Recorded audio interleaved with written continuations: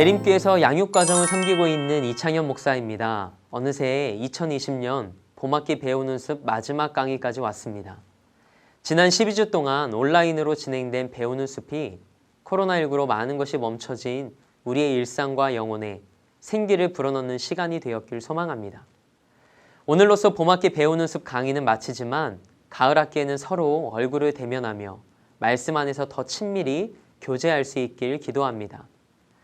온라인으로 진행된 배우는 숲 강의를 신청하신 분들 그리고 시청하신 성도님들은 마지막 강의 영상 하단에 댓글로 이름과 직분을 남겨주시거나 행정실로 연락을 주시면 2020년 봄학기 배우는 숲을 수료하신 것으로 체크하겠습니다. 한 학기 동안 말씀을 묵상하며 영적인 교제를 나눌 수 있어서 행복했습니다. 날마다 하나님의 말씀으로 승리하는 말씀의 사람들이 되시길 축복합니다. 여러분 반갑습니다. 요나서 12번째 시간입니다.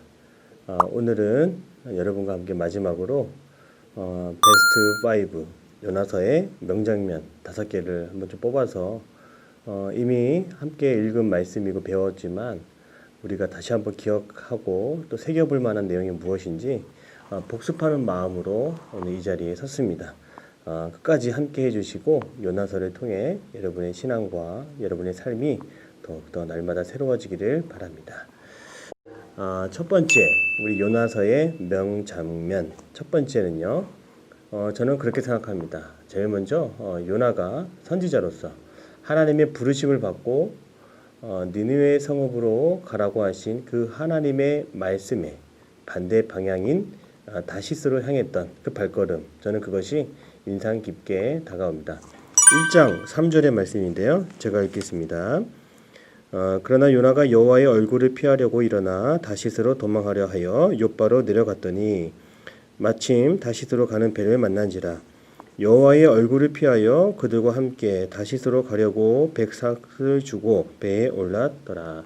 아멘. 요나는 아수르 니느웨에 가서 하나님의 말씀을 전했어야 했습니다. 그런데 다시스로 갔죠. 어떻게 선지자가 하나님의 말씀을 어길 수 있을까? 저는 그것이 아직도 좀 의문입니다. 오늘날 우리가 하나님의 자녀로 하나님의 백성으로 부름을 받았지만 여전히 하나님의 계획 가운데 순종하지 못하는 것은 선지자나 또 일반 백성들이나 또 다를 바가 없다라고 또 생각을 합니다. 그 가운데 우리 요 못된 나는 바로 하나님의 말씀에 있는 그대로 순종하지 못하는 한 사람이라고 생각합니다. 이미 다룬 내용입니다만 요나가 하나님의 말씀을 듣지 않은 것은 무엇일까요? 그것은 요나의 마음속에 하나님의 말씀대로 행하기에는 아직도 본인의 생각이 있고 모든 권한과 내 모든 삶의 주도권을 주님 앞에 다 내어드린다는 것이 조금은 손해인 줄 알았기 때문인 것이죠.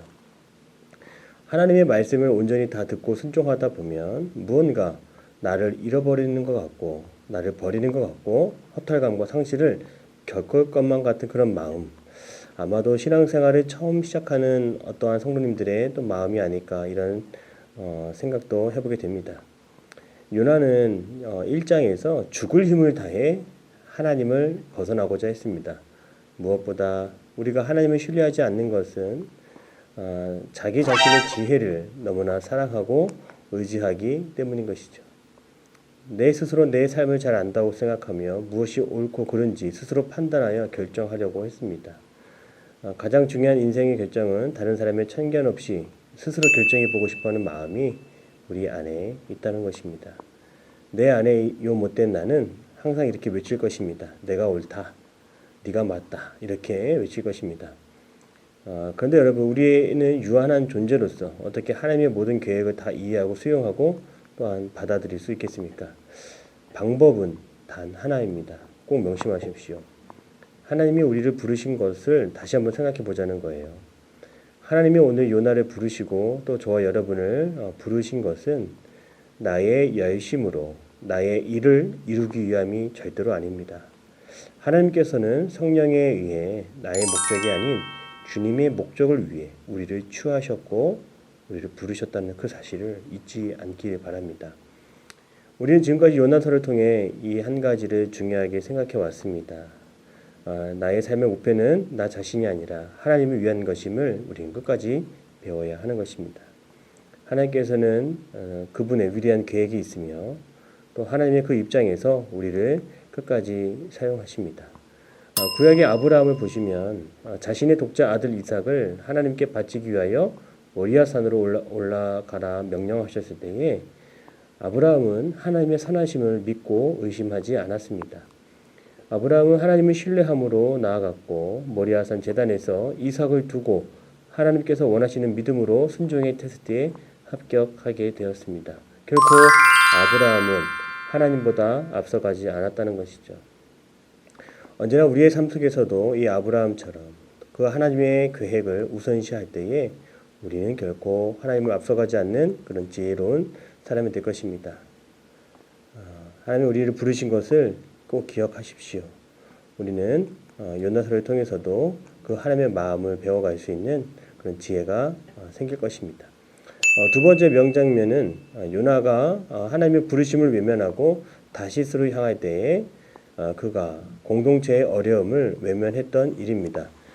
읽었던 말씀인데 우리 요나서 1장 4절에서 5절을 다시 한번 읽어볼까요? 여호와께서 큰 바람을 바다 위에 내리심에 바다 가운데에 큰 폭풍이 일어나 배가 거의 깨지게 된지라. 사공들이 두려워하여 각각 자기의 신을 부르고 또 배를 가볍게 하려고 그 가운데 물건들을 바다에 던지니라.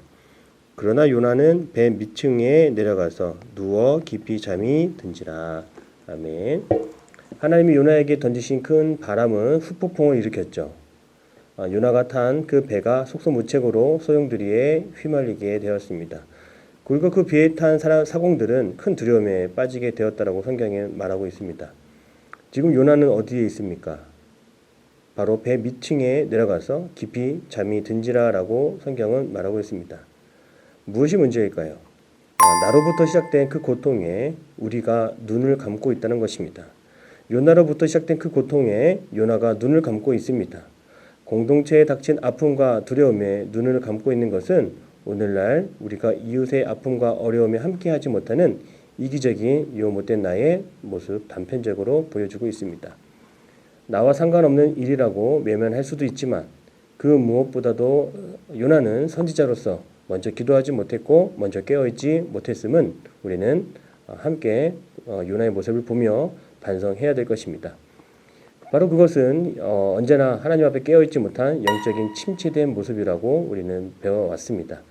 날마다 기도하며 깨어있는 자는 나의 일도 중요하지만 내 이웃의 어려움과 아픔에도 귀를 열고 하나님을 바라본다고 하는 것을 잊지 않길 바랍니다. 더 이상 알면서 눈 감는 일이 없도록 우리는 기도해야 할 것입니다.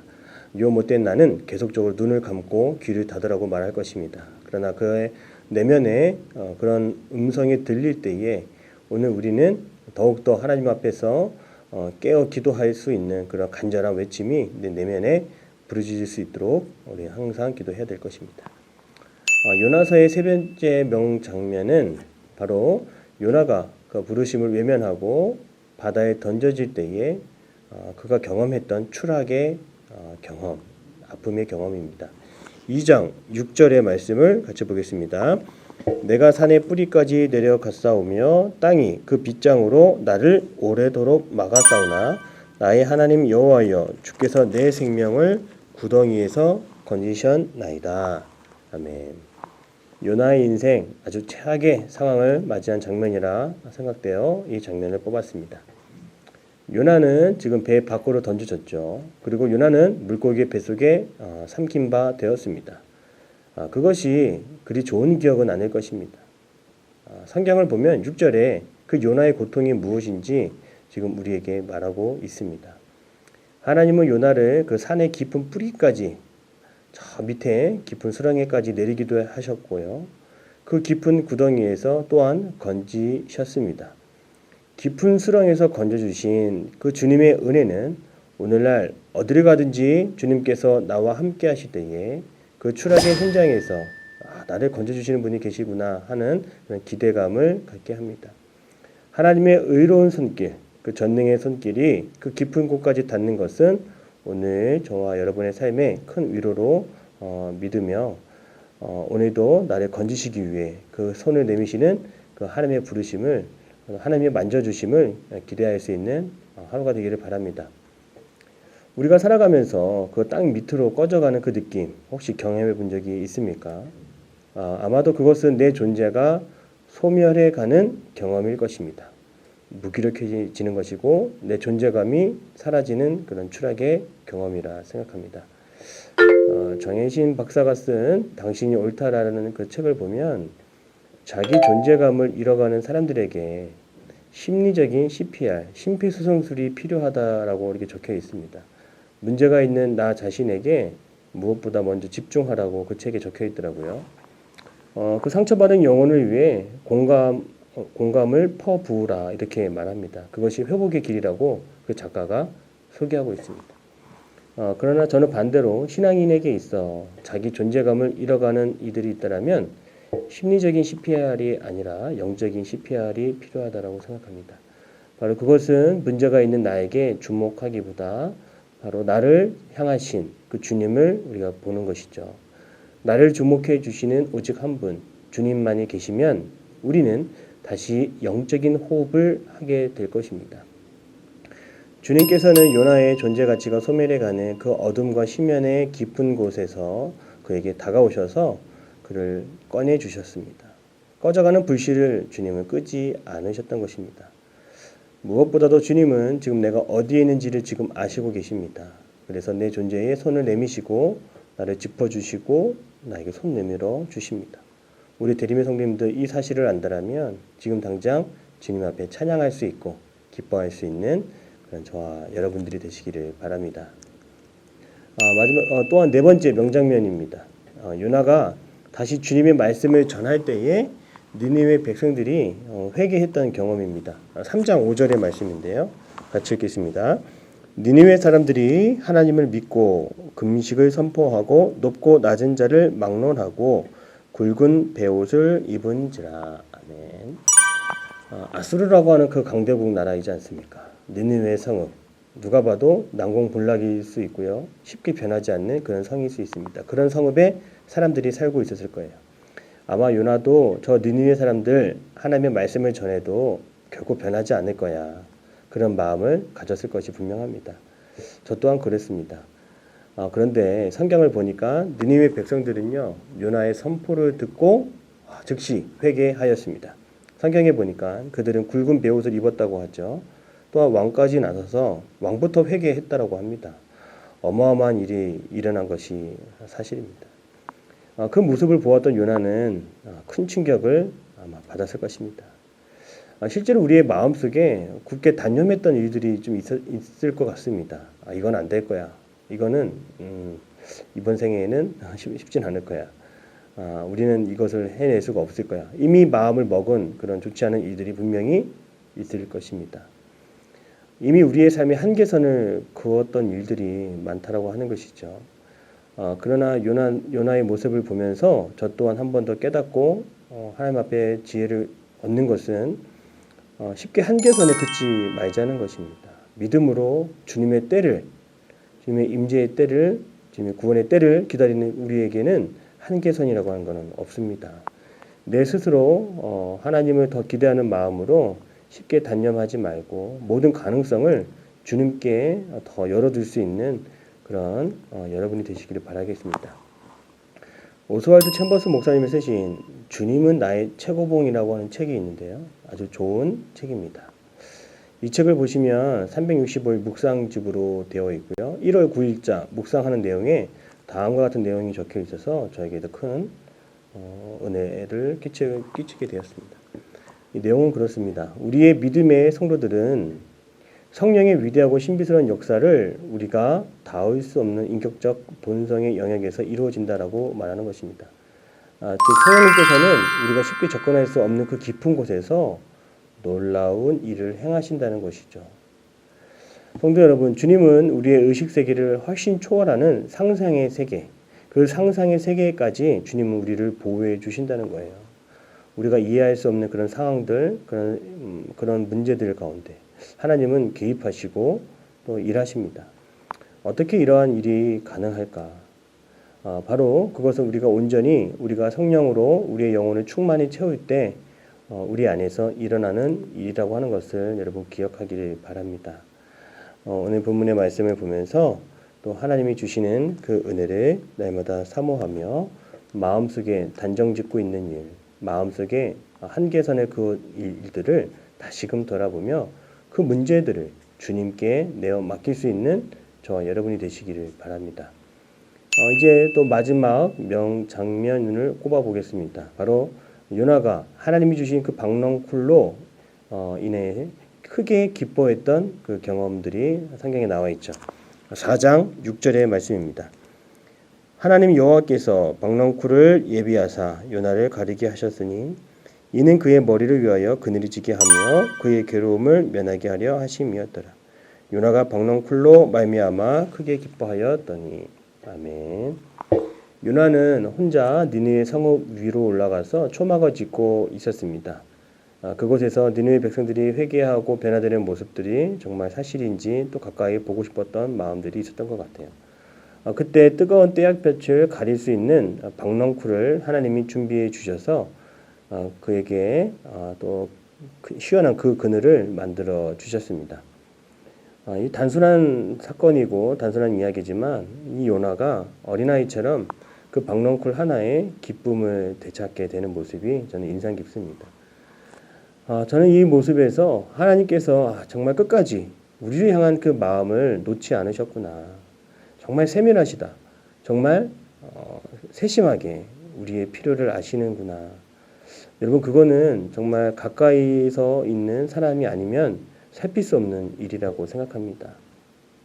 아주 미세하고 섬세한 그 하나님의 손길입니다. 바로 하나님이 그러한 분이세요. 우리의 세밀한 것까지 챙기시고 돌보시는 그 하나님이 우리가 생각하는 것보다 더 가깝게 우리와 함께 계신다는 사실을 여러분 기억하기를 바랍니다. 그 하나님은 박넝쿨을 통해 우리에게 말씀해 주십니다. 하루아침에 내가 좋아하던 것도 시간이 지나면 낡아지고 후패해지는 것을 보여주는 것이죠. 잠시나마 기쁨을 주는 것을 붙잡고 있는 우리들의 인생, 어찌 보면 이제 시간이 지나고 나면 곧 잃어버리고 또 놓쳐버리고 허무함을 느끼는 그 인생이 될 수도 있다. 이것을 하나님이 가르쳐 주신다는 거예요. 우리가 이 세상에 아주 작은 미물에 관심을 갖고 집착하는 것보다는 더 의미 있는 일이 있다는 것을 깨닫게 됩니다. 바로 그것은 영혼에 대한 관심인 것이죠. 저 사람 쉽게 변하지 않을 거야. 나 저 사람 정말 마음에 안 들어. 그런 마음을 가지고 있다라면 그거는 요 못된 나의 마음인 거죠. 하나님이 원하시는 마음은 절대로 아닙니다. 끝까지 한 영혼에 대해 그 관심을 가져보는 것, 그것이 오늘 우리의 삶, 우리의 인생을 의미 있게 사는 것이라 생각합니다. 죽은 시인의 사회라고 하는 그 영화가 있는데요. 그 영화의 주인공 로빈 윌리엄스라고 하는 선생님이 나옵니다. 시를 가르치는 그 수업에서 학생들에게 이렇게 권면하고 가르쳤습니다. 여러분, 우리는 벌레의 먹이입니다. 믿든 말든 이 방에 있는 우리는 예외 없이 숨쉬기를 그칠 터이고 늙어서는 죽을 것이기 때문입니다. 그러므로 카르페 디엠, 제군들이여 오늘을 붙잡아라. 여러분의 인생을 비범하게 만들어라. 이렇게 멋있게 선생님이 이야기했다라고 하는 것입니다. 여러분 오늘 이제 마지막 내용인데요. 우리의 인생을 좀 의미 있게 돌아보았으면 좋겠습니다. 그것은 무엇이냐면 오늘 있다 없어지는 것에 집착하고 미련을 갖기보다 오늘을 좀 붙잡는 인생을 살아가자고 하는 것입니다. 여러분 무엇을 붙잡아야 될까요? 바로 하나님이 주시는 말씀을 붙잡아야 되는 것이죠. 요나가 끝까지 하나님의 말씀을 붙잡았을까요? 정말로 그 하나님의 말씀을 끝까지 붙잡았다라고 하면 그의 인생의 수많은 시행착오는 좀 반으로 줄고 또 반으로 줄었을 거라 생각을 합니다. 하지만 이 땅을 살아가는 수많은 사람들이 오늘의 인생을 살아가면서 끝까지 하나님의 말씀을 붙잡고 살아가는 것이 쉽지 않다라고 하는 것 요나가 보여주고 있습니다. 하나님의 말씀을 붙잡는 것, 또 한 영혼에 대한 그 사랑을 품고 그 마음을 붙잡는 것, 그것이 하나님이 우리에게 요구하시는 모습이라 생각합니다. 오늘 우리가 우리의 인생을 의미 있게 살기 위해서는 하나님이 주시는 말씀을 날마다 곱씹고 생각해 보는 것입니다. 또한 한 영혼을 우리에게 품게 하셨으니 그 영혼을 위해서 기도하는 것입니다. 오늘 저와 여러분들을 하나님께서 이 땅에 보내주신 것은 하나님의 말씀대로 또 영혼을 위해 기도하고 또 이 나라가 하나님 나라가 되기 위하여 이 땅에 우리를 보내주신 줄로 믿습니다. 요나서 12강 동안에 여러분의 삶, 여러분의 인격, 여러분의 모습이 어떻게 변화되었는지 한번 돌아보았으면 좋겠습니다. 이 12주의 기간은 짧은 기간은 아닐 거라 생각합니다. 아니면 이 12주 기간 동안에 내가 어떠한 목표를 가져야 되는지 그런 부분들도 한번 다시금 마음속에 계획들을 세워보았으면 좋겠습니다. 요나서의 이야기가 너무나 짧아서 아쉬운 분도 많이 계실 것 같습니다. 그러나 저는 이 내용을 가지고 이 12주를 달려왔습니다. 이 요나서의 말씀을 저 나름대로 해석하고 또 여러분과 함께 이해하고 또 이 가운데 진리를 파헤치기 위해서 수많은 책들을 보고 수많은 사람들의 이야기를 찾아보게 되었습니다. 마찬가지로 요나에게도 수많은 이야기거리들이 있는 것 같아요. 폭풍이 오고 배가 부서지고 물고기에 갇히게 되고 박넝쿨을 또 하나님이 주시고 또 그 박넝쿨이 벌레에 갉아먹게 되고 수많은 이야기들이 있습니다. 오늘 우리에게도 하나님이 수많은 이야기거리들을 동일하게 주시고 그 모든 과정 속에서 깊이 개입하시고 나와 함께 하시고자 하시는 특히 나를 사랑하고자 하시는 그 하나님의 마음을 우리가 더 세밀히 발견하고 또 생각해보는 여러분의 삶이 되기를 바라겠습니다. 우리가 생각하는 것보다 하나님은 완전하시고 더 완벽하시고 더 좋은 계획을 가지고 계십니다. 그리고 우리를 그 무엇보다도 더 많이 한결같이 사랑해 주신다는 것입니다. 그 사실을 배웠다라면 이번 요나서 12강 12번째 시간은 정말 부족함이 없는 시간이라 생각합니다. 긴 시간 12주 동안 함께 해주셔서 감사하고요. 또 다음 강의를 통해서도 여러분과 함께 더 만나고 싶습니다. 하나님이 주신 은혜에 깊이 생각하며 감사하고 또 좋은 곳에서 또 좋은 내용을 가지고 여러분들과 함께 만날 수 있는 그런 복된 시간 되기를 바랍니다. 12주 동안 함께 해주셔서 너무 감사하고요. 요나의 말씀 더 공부하고 싶다라면 1편부터 12편까지 다시 한번 정주행 하시면서 다시금 묵상하시는 은혜의 시간들이 되기를 바랍니다. 오늘 강의는 여기까지입니다. 그동안 함께 해주셔서 감사합니다. 안녕히 계세요.